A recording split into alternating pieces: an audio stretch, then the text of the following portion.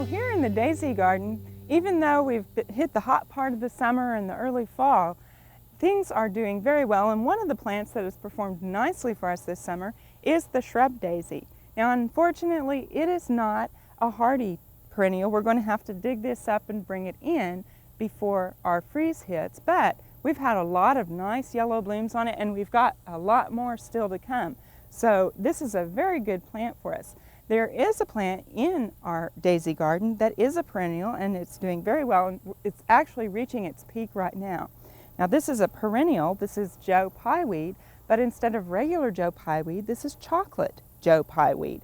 And you can tell as you look at the foliage how it gets that chocolate name. It just has kind of a brownish tint to it, and as you look at the foliage a little bit closer, you see on the underside it's kind of a bronzy, almost purple color. And this color, we're looking at it right now, it has stayed this way all summer long. And sometimes plants in the late part of summer lose some of that color that they have in the early spring. Now, I said this is a type of Joe Pye Weed. This one tends to be just a slight bit better behaved. It seems to be a bit more compact, and it's a bit smaller. Now, smaller is a relative term. Compared to something that can get 7 feet tall, this may only get about 5 feet tall and about 3 feet wide, and it tends to be a little bit more bushy. Now, it is just starting to come into flower, and you can see the flowers here. They're going to be white, and that will look very pretty in contrast with this dark green and purple foliage. And it is just now starting to bloom, so this is going to be a very good plant for the late summer, early fall garden.